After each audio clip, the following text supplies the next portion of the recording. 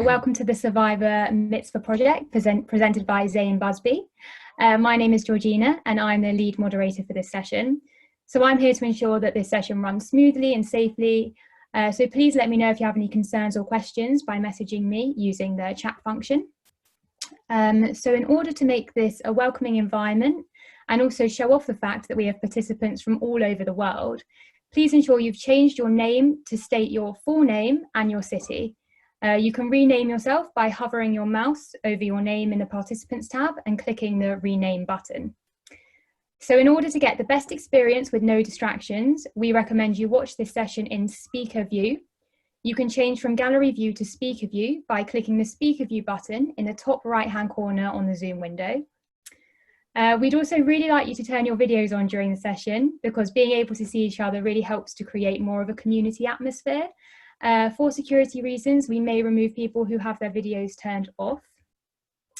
So if you have a question at any point throughout the session, you should message me, as I said earlier, using the chat function. And if you would like to ask a question to Zane, there will be a Q&A at the end, and I'll explain how that works when we get there. So Zane is the founder of the Survivor Mitzvah project, which brings emergency aid to Holocaust survivors in Eastern Europe and records their stories. She is a comedy director with over 200 episodes of network television to her credits, which include Golden Girls and Married with Children. Zane has been awarded the Anti-Defamation League's Deborah Award for Leadership and for humanitarian efforts has been named a CNN hero. So I hope you enjoyed the session, and once again, I'm pleased to introduce Zane. Over to you. Well, thank you, and welcome to Los Angeles. Now, I have a story to tell you today that I think will resonate with you. I am a television director by trade, but in 2001, I thought it would be a wonderful idea to go to Eastern Europe, to Belarus and Lithuania, to find the birthplaces of my grandmothers. But I never imagined that that one trip would change my life forever. And I never imagined that I would end up creating a humanitarian project to help Holocaust survivors. And I never imagined that I would start recording, instead of actors, Holocaust survivors. And I never imagined that today, years later, we would have an archive of over 500 hours of video and over 16,000 pages of Holocaust testimony.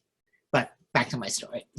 So in 2001, on this trip, as I made my way through the back roads of Belarus and Lithuania, it was like a totally foreign experience for me, and I mean that in a very big way.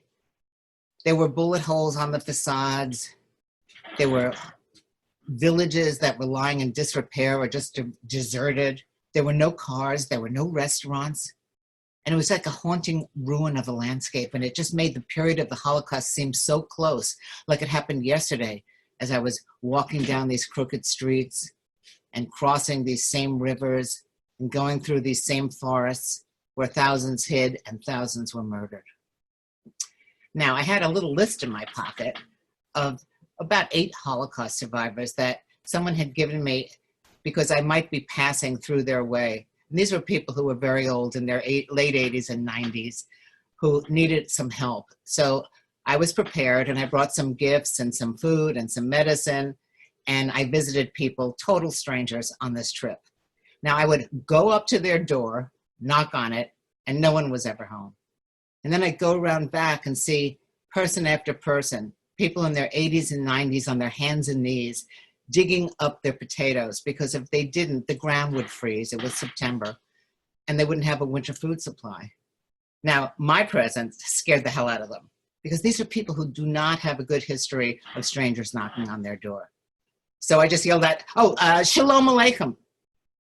And they would turn and look at me, and big smiles would come on their faces, and they'd come over and hug me and invite me inside. And then I listened to their stories, of course, through an interpreter, because Yani Pani Mal Paruski. And these stories just were incredible. Now, who were these people? These people were people that the world had forgotten. These were survivors, and Eastern Europe there's millions of survivors out there at that time who had gone through what I call the Holocaust in the East. This is the Holocaust that no one knows about. These people were sole survivors of their family. They fought as brave partisans in the forests of Belarus and Lithuania. They ran from the killing pits as their families were being murdered. They went all the way to Asia during the evacuations where their trains were bombed by German airstrikes. These were people running from the Einsatzgruppen. The Nazi killing squads had fanned out across Eastern Europe, killing every Jewish man, woman, and child in their path, and then going on to the next village and torching that, and the next village, and the next massacre. These were people also who I call the unluckiest generation. Now, what do I mean by that? Well, in 1905, which is like where the earliest person was born, the year the earliest person that I visited was born, these people experienced the Russian Revolution as children. Then there were the pogroms of the 1920s and the enforced famines of the 1930s. And then the rise of Nazism, and then the full-blown Holocaust, with Eastern Europe suffering the greatest losses of all the other areas combined. And then Stalin's purges after the war, where people were sent to the Gulag for 10 more years. And then Chernobyl, where many of these people lost their spouses and their children. And then Perestroika, where all the money they had saved after working hard their whole lives was taken when the banks failed. And now they were penniless, without hope. I mean, it seemed that every decade was just a litany of upheaval and heartbreak and tragedy. They are truly the unluckiest generation. And these are the survivors of the other Holocaust. And what I mean by that is the Holocaust in the East, where half of the 6 million, 2.7 million people were murdered, yet this history remains relatively unknown. It is not part of our collective memory of the Holocaust, and when we think about the Holocaust or we visit a museum, the world views the Holocaust through the lens of Auschwitz, or the Holocaust in Central Europe. We hear about Denmark and Holland and France and Anne Frank. But what about the rest of the people? What about the rest of the story? Somehow, in the telling of the Holocaust, we have left out half of the people that were murdered. The ones massacred by local collaborators in Einsatzgruppe, the ones shot into large pits, those buried alive, those people killed in gas vans, starved, burned, drowned, hung, their villages torched to wipe out any trace that they ever existed. Now, who will tell their stories? Well, they will, the last survivors. And who's going to make sure that those stories are preserved and get out to the public? We will. And because the Nazis left no trace and burned so many villages, there are no artifacts, very few diaries. And perhaps this is why their story is not the subject of museum exhibits, because what would you show? What's there to see? But still, how can it be that this part of the Holocaust is not taught in schools? It's not part of organized commemoration days. I mean, these people live in the bloodlands, the place between Stalin and Hitler. Belarus, Estonia, Latvia, Lithuania, Moldova, Slovakia, Ukraine.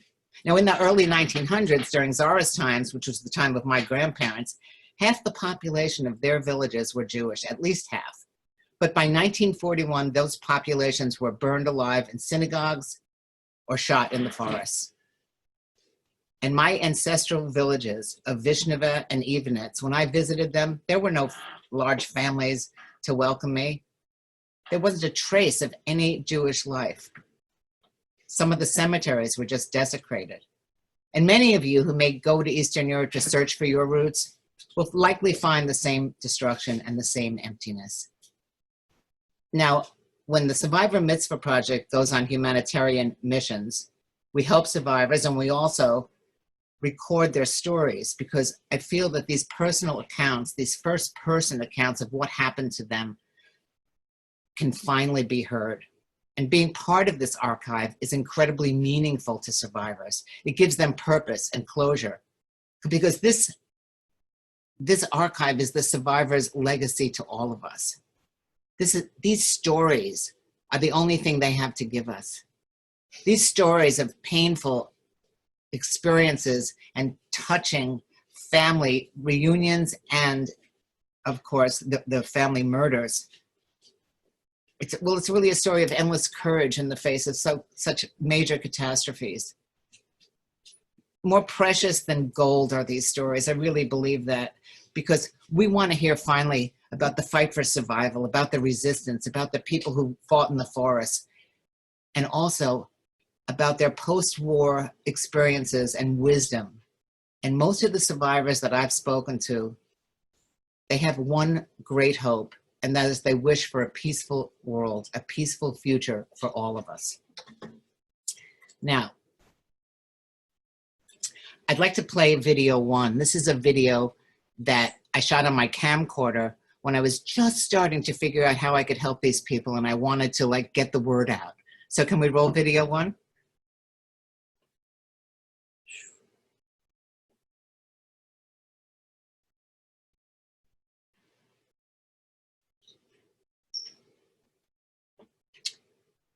There's no sound.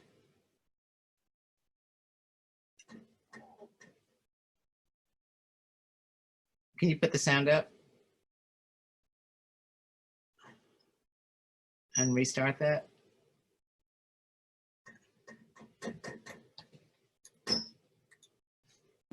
Sorry, I'm not sure how to put the sound on. I thought it was working. Between us. So sorry about this. Let me just work that out. Okay, you work that out. We'll talk. We'll continue talking. Okay. So all of the survivors that I met on my first trip, to me, coming from New York City and very used to the modern world, it was really like being on another planet. It was like totally going back in time. And when I had read a lot about the Holocaust, I had read a lot about the Holocaust in Central Europe. And even though my family was from Lithuania, Belarus, and Ukraine, all the stuff that I was hearing was so new to me. And I thought, well, when I get home, I'll learn about it. So I started looking for books, and there weren't any. And I started talking to scholars, and they didn't have it on their radar. And I started looking in little film clips to see if any other filmmakers, and there were very few who had even gone over there. Father Patrick Dubois in France, who wrote a really seminal book on the Holocaust called Holocaust by Bullets. They started at least taking film of witnesses, which is great because the witnesses are very, very important nowadays. Are you ready to try again? Sorry, not yet. I'm still working it out. I'm so sorry. Okay. Well, I'll tell you a little sidebar story. The reason why I feel it's so important to film the Holocaust survivors is a million reasons, but one of them is when I was in Ukraine about 10 years ago, I had lunch with an educator there, and she told me something that just sent chills up my spine. She said that, you know, with the weather changes in Ukraine becoming warmer and everything like that, there were some massive rains. And in Ukraine, literally in the villages in the countryside, you can't walk 10 feet without tripping over a mass grave that's not marked. People to go, oh, don't step there. Oh, don't step there. It's amazing how many mass graves there are that we know nothing about. And so this skull rolls down from the hillside into the village square with a bullet hole in it, and a kid picks it up. And he like, oh, so he takes it home to his mother and father, who are like, oh my God. And what is this? And why is it like this? And how did this get here? And they don't know what to say. So he takes it to school with him. He sneaks it to school with him for show and tell. And the teacher just turns green and doesn't know what to say. So after much discussion with the teachers and the faculty and the government and this is the story they came up to tell their children. That these skulls and these gravesites that they've heard about are Ukrainian citizens by the thousands in mass graves killed by the Jews during the Holocaust. This is what they teach in the school. And I thought, the only way we can fight that is to have the Holocaust survivors and the witnesses tell their stories. That's the only way it's going to work, because, you know, you can't really refute that. So the work just kept snowballing and becoming more and more important as I kept hearing these things, because in Latvia, in Lithuania, in a lot of these countries, Ukraine, the Holocaust is not, you know, is not taught in schools. They know nothing about it. There is a museum of genocide in Vilnius, the capital of Lithuania, that does not mention the Holocaust. I mean, it is unbelievable. Now, my driver in Lithuania heard some of the stories we were recorded, and he was like crying, and he came over to me afterwards. He says, "This happened in this country?" I said, "Yeah, right here in Vilnius, in the forest. This happened here." He had never heard about it. He was like 40 years old, never heard about it. So it becomes more and more important to have these countries kind of own their history so that they can move forward, you know, because they do want to move forward, but they have to acknowledge that this happened. Do we have a video? Yes, Okay. we do. I'm so sorry about that. Okay, so this is my first foray done on camcorder. Here we go.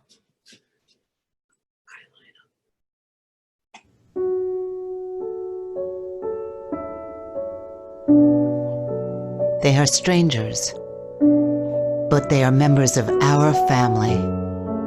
Basia and Raquel, Hirsch and Mira, Isaac and Galina, Vanya, Sophia, Hayam, Mira, Fira, and countless others. All across Eastern Europe, thousands of Holocaust survivors still endure hardships every day.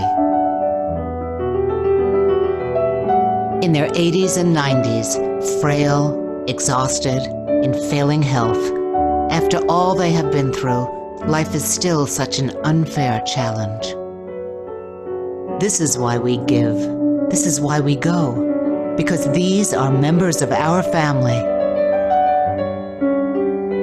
Since 2001, volunteers from the Survivor Mitzvah project have traveled all over Eastern Europe, to Lithuania and Belarus, to Slovakia, Moldova, Latvia, and Ukraine. We've driven thousands of miles, past cities and towns, to the most remote villages, where there are no stores, no pharmacies, no hospitals.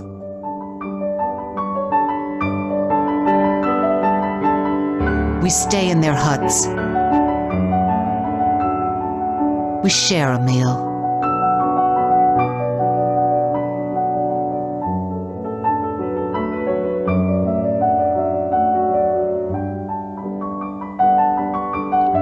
We look at their photographs.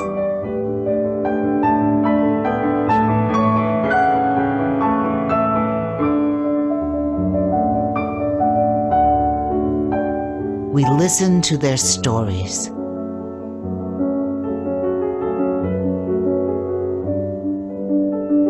We go because these are members of our family. We bring desperately needed dollars that they can use for medicine, food, heat, and shelter, and to make needed repairs on their crumbling dwellings.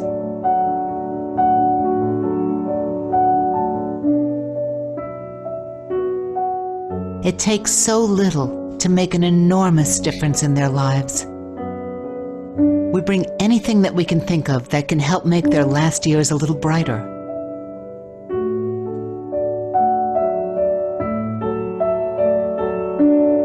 Oh, and hugs and kisses. We never run out of hugs and kisses. We assure them that they have not been forgotten, that they are not alone. There are still thousands of Holocaust survivors waiting for our help.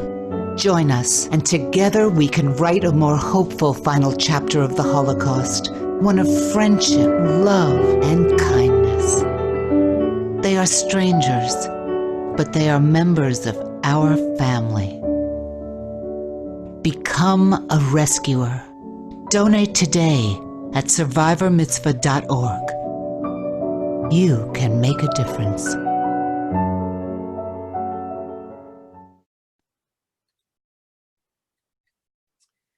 So that was my first filming of anything, and I was just trying to get the word out, because when I came back to Los Angeles after that first trip, I just couldn't get these people out of my mind. And it's always warm here, but as October, November came, I started to think, what about that woman who has no one around to help her, who's bedridden? Who's helping her now? How are they going to survive? Literally, how are they going to survive? And I thought, I got to do something, but I didn't know what I could do. So I thought, well, I can start sending them money, and I can actually raise money and try to just get as much money as possible to these people. So that is exactly what I did. And on subsequent trips overseas, we searched for more survivors and found them and added them to our list of aid. And that's how the project grew. And as I started recording more of their stories, I knew how important it was. Now, these survivors tell us about things I have never heard of. You know, these survivors tell us stories about concentration camps with unfamiliar names like Pechora and Kodima. They talk about life in the ghettos and the forests of unfamiliar places, places I had never heard of. But all of the survivors have one thing in common, that they lived through the crimes of the Holocaust in the East. Yet for the millions who perished, there's absolutely no trace of their once vibrant lives. There are few, if any, memorials anywhere. Most victims are nameless, lying in the bottom of communal graves, in forests known only to the locals, and at the bottom of countless rivers and ravines. Now, I want to show you some short excerpts of the hundreds and hundreds of, long interviews that we have with these people. So let's watch video number 2, some short clips of the survivors. В понедельник улицы были мокрой крови, женской крови, мокрой, лужи, и трупы лежали. У меня погибло 49 родственников. Они сами вырыли могилу и живыми их забросали. Да там 7 дней земля шевелилась. Я выбрался из этой кучи убитых, раненых детей и пошел в сторону леса, недалеко был лес. И там зашел в деревню, весь в крови, измученный. Когда мы на второй день туда приехали, то нас даже не выпускали из вагонов, чтобы мы не видели этого ужаса, где валялись люди, детки, вещи, все, как можно себе уявить. Падали люди, и товарищи пали, и никто не по ним, никто не спал, потому что там становится человек как зверь. Немножко подальше. И как раз сам синагога напал на одного убитого, этих немцев, его перегрызли горло. Тогда я тогда мог убежать. Я была очень красивая девочка, и моя мама меня вся помазала грязью лицо, чтобы не видели моего лица. Они изнасиловали девочек. Там была тюрьма, и нас всех поселили в эту тюрьму. Я помню войну, но дедушка ничего не... просто стерто с памяти родовые ветви во всех. Практически с кем не разговаривала, как-то так получилось. Подбежал в глазах полный слез и остановился около нее. Представьте, я в военной форме, сколько лет не видите, и кричу: «Мамале!» Она на меня смотрит, не узнает. Я: «Мамале, дозбиних!» Это я, твой сын, Мейла. Никого не было, больше никого не было. Я одна осталась.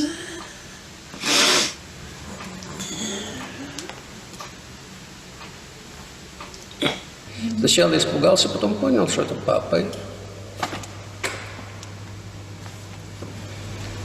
Бросился к нему. Мы пошли за кипятком с чайником. Поезд ушел, а мы остались. А я в кармане в штанишках держал цубриту.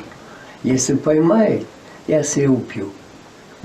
Когда вспомню, сколько я принесла, и Вот, никогда не думала, что буду жить столько лет. Он на подводе умер, и мы его похоронили верующего деда в братской могиле. Там все горело, ничего не было. Только не прожили то, что мне пришлось, не дай Бог. Кто эвакуировался, а тут остался уже. А кто остался здесь, остался. Но ни один человек, ни один. So that's just a little bit about some of the survivors that we're helping and we're recording. Their longer stories are equally as fascinating. But now, I think it's also important because we're kind of running out of time to get a clear picture of the Holocaust in the East, a whole picture of the Holocaust in the East, to start recording and continue recording the witnesses. Because in every town and village I've been through, the witnesses, the locals, they tell me the same thing. They took them into the forest or the town square and they shot them. And the rivers ran red with blood. And the streets, the hillsides, ran red with blood. And the earth moved for 3 days on these mounds where the bodies were. And there was moaning coming out of that. I must have heard this 100 times. Now, these witnesses, when you're interviewing, you have to remember that some of them were in some ways complicit in the killing of these people, but it's still very important to get their eyewitness testimony. For example, we just added Moldova to our list of places that we've been filming in. And we had this wonderful opportunity she was 96 years old, and she told us her story. And then we found a village woman who told us basically the same story from the point of view of a non-Jewish, 11-year-old watching all this happen. And it was, what a fascinating pairing of events, because it was the same and yet it was completely different. So that's the kind of thing that I want to continue doing. These witnesses now especially, I guess because they're coming to the end of their own lives, they're going to talk. When I first started this, everywhere I went, when I asked a town person, oh, what happened here, what this here, I wasn't here. I mean, it was like every town was closed. No one was in these towns. No one would talk to me. For years, no one would talk to me. But now I'm finding that they want to talk. So we're collecting a lot of witness testimonies. And I want to show you some of them. Can we run video? I think it's number 3, the witnesses. Thank you.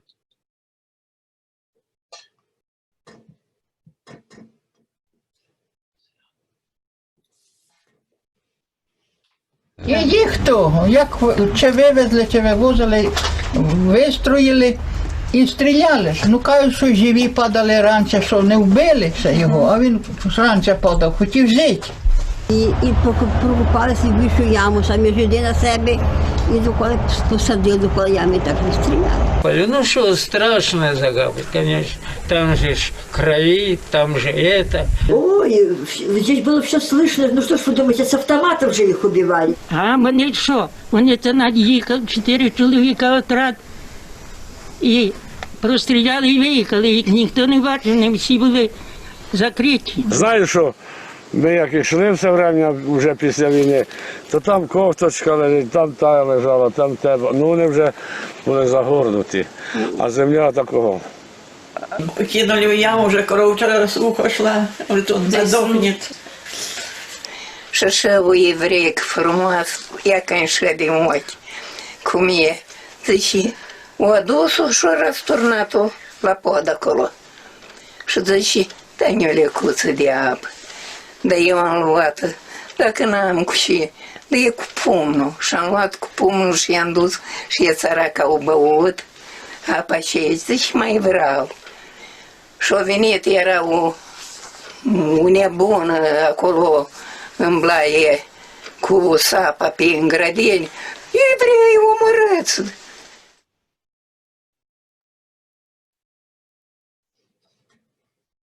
So that's why I find the witness testimony so striking. Now, also, when we go on these trips, and we've been doing this for a while, we photograph places of historical importance, like old synagogues falling to ruin, killing fields, old schools, Jewish houses, little study halls. And we find synagogues that aren't even there anymore, but you can still see the wall around where the mikveh was. So we film anything that we can. And I'm so happy that we have, because sometimes when I go back overseas and I go to the same spot, like I may have photographed a few years earlier, it's no longer there. Everything's been torn down, or now there's a gas station there and they paved over everything. So I'm glad that we have some of the only footage of these places. And I'd like to show you some of those right now. This is a little clips of the last synagogues in Eastern Europe. These are synagogues from Lithuania and Ukraine, I think Moldova, Transnistria is in there, and Belarus. So let's play that video now, which is number 4.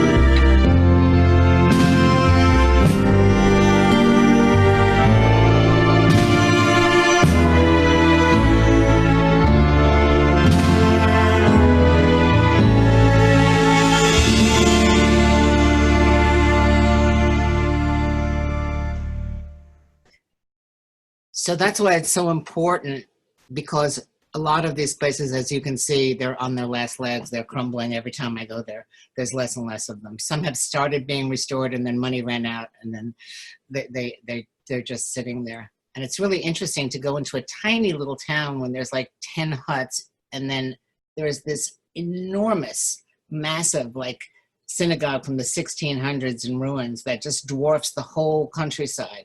But no one's in it, no one knows much about it, and you can go explore it, which is wonderful.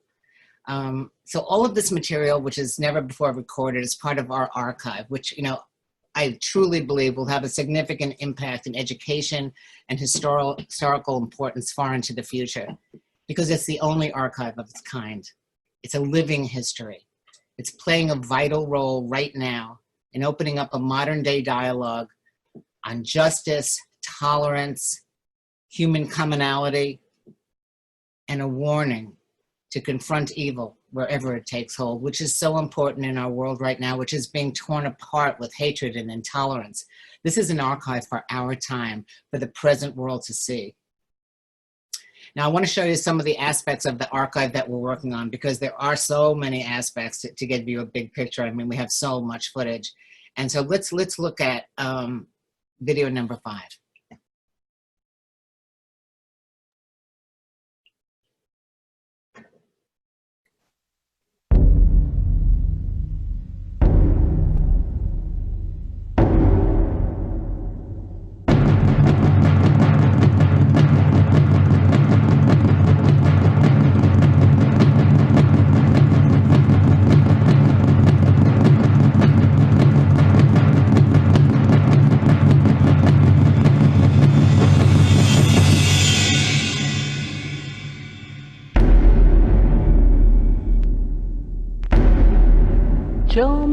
Is this the Holocaust? Is this? Is this? Is she the Holocaust? Is he? Are they? When we look for the Holocaust, can we somehow see it anew? Can we find beauty? Can we find hope, courage, inspiration? Can we find love? When we look for the Holocaust, can we find it still living, smiling, sharing? When we listen for the Holocaust, can we hear it speaking, singing? When we reach out for the Holocaust, can we hold it in our own arms? The Holocaust is still with us, waiting for us to open the door and walk through it. Here is the story of the Holocaust in the East, of those who escaped the killing squads, those who ran to the forests, those who fought as brave partisans. These are the stories of those who gave their lives, and these are the stories of those who survived. The survivors.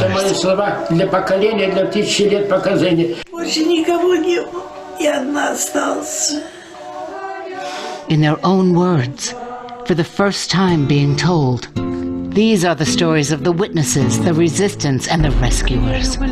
For the first time, see the places that have never been seen. The burnt houses, the deserted villages,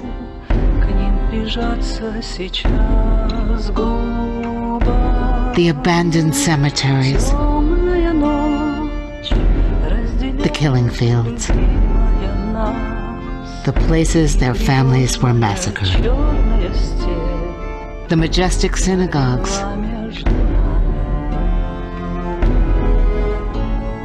all still standing in ruins, but slowly fading away.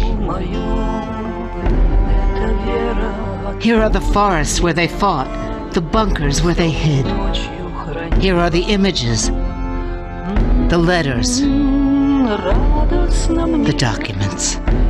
All of it unique, all of it never compiled or recorded before, all of it precious, all of it vanishing before our eyes. We've asked the questions no one ever asked. We've heard the stories no one ever heard. We've been in the homes that no one ever visited. Here is our chance to keep our history alive for our children and our children's children. Here is the kindness. Here is the compassion. Here is the hope. Here is the love. A living history. This is what we're working for. To tell these stories for the first time and to preserve them for all time. For ourselves and for all the world. This is our history. This is our family. This is our chance to keep it all alive. Introducing the Survivor Mitzvah Project's Holocaust Educational Archive. Join us. Become our partner.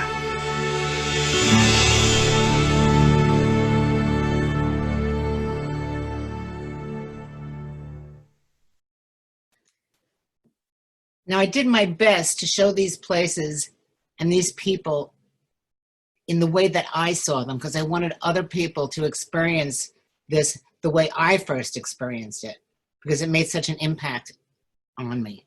So now the telling of this entire story of the Holocaust in the East is an enormous, enormous task. It's a great undertaking. Filming, curating, editing, preparing materials for students and educators and the general public. You know, it requires a lot of funding to curate what we have and to continue our expeditions to get the last stories from the last survivors, because we're racing against the clock. So if you'd like to know more about this, please visit our website, see more films, contact us. If you can help, contact us. If you know of organizations that might want to come in as a partner and help fund this enormous undertaking, please let us know, because we really, really need all the help we can get. It's an enormous project. So this whole journey for me has been, you know, literally having one foot in comedy and one foot planted in the Holocaust. It's a very strange world that I now navigate. And I just wanted to tell you that the project seems to keep going. Every time we find out something, we want to find out something more about it, so we go back. So this is an ongoing thing. One of our latest expeditions was in Moldova. And I just want to show you a little bit of that experience. Can you play video 6?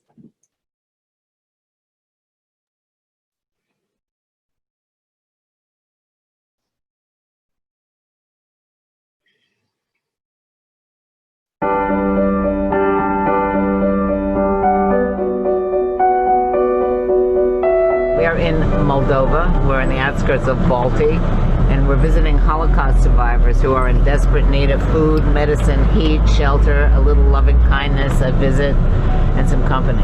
So we're bringing medical supplies, we're bringing American dollars, we're bringing gifts, and we're going to visit with them. We're going to hear their stories, because most of them haven't told their stories yet. We're going to put it on video, and we're just going to bring them comfort and care and make sure that that comfort and care extends into the future so that they don't have to worry anymore. How did you come to be doing this? I went on a roots trip to find where my grandmothers were born, and through a series of happenstances, I found Holocaust survivors in desperate need. They were all very old, they had no food, they had no heat, they had no medication, and I thought somebody needs to do something about this. This turned Zane's life upside down. My name is Lyudmila, I'm from Belarus, just doing what I can. She's being very modest. She's an angel, and she knows each one of these survivors, and they love her, and she finds people, and she maps the route, and she gets us in and out of countries, and she gets us in and out of cities, and she brings comfort and care to everybody. I've seen it in action. Yeah, this is just being adequate in life. I'm just really happy to be part of preserving history and part of this kindness. What is your hope for this project? My hope for this project will be that people get the kindness and care that they've deserved for the last 75 years, because the world has forgotten these people. Their countries don't help them. A lot of charities don't help them. And I just want them to know that there are people out there who do care about what they went through, who are interested in hearing about what they went through, preserving it for future generations, so that possibly people can learn from the experience that they experienced. Having their stories told is as cathartic for them, you know, finally to have someone listen, because either no one wanted to hear it, or they were too scared to talk about it, or their government wouldn't let them talk about it. But having their stories told so that future generations can learn from it is life-changing for them. And it's as important to them as it is to us to hear it for the first time. Because no matter what you hear about the Holocaust and what you read about the Holocaust, hearing it from someone who experienced it is just mind-blowing. We just want to show them kindness right at the end of their lives, because they haven't had a lot of it up until now, and it changes them. It changes their demeanor. You can see it on their face. And to just let them know they don't have to worry about heat anymore. They don't have to worry about being cold or hungry, which they've been for 70 years. They don't have to worry about anything. We've got them now. We're not going to let go, and we're going to correspond with them and talk to them and really invite them into our family. And then it's all about getting their stories compiled and out to universities and on the internet, so that all these people who entrusted us with their stories, you know, that these stories will be told, because it's no good just sitting in a box somewhere.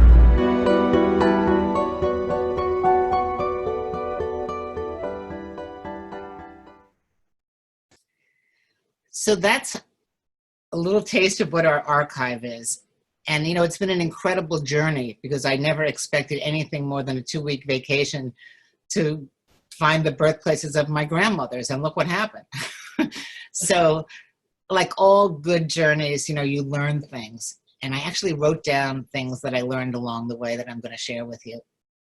You know, I've always believed that the best is always ahead of us. And if we remain enthusiastic and optimistic, well, we can do anything. And then I realized that this is a common thread with all the survivors that I've spoken to. They believe if you remain optimistic and enthusiastic, good things will happen. And maybe that's what caused them to survive, that kind of an attitude. I've learned that kindness and compassion are the most important things in life. Now, how do I know this? Because hundreds and hundreds of Holocaust survivors have told me so.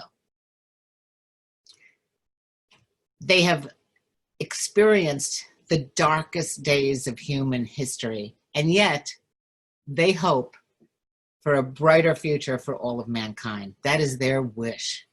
They implore us, do good deeds because the world rests on them. I just thought that was so beautiful. You know, almost every letter, they go, keep doing the good work, keep doing the good work. And I've learned that acts of kindness multiply. They have their own life force, that every day brings new opportunities for kindness and compassion, and that in turn creates life-saving change. And this imperative to do good, to do good things, is rooted in the values of our ancestors and has lasted through generations and will endure far into the future. It's its own strong mission that I hope all of you will carry forward.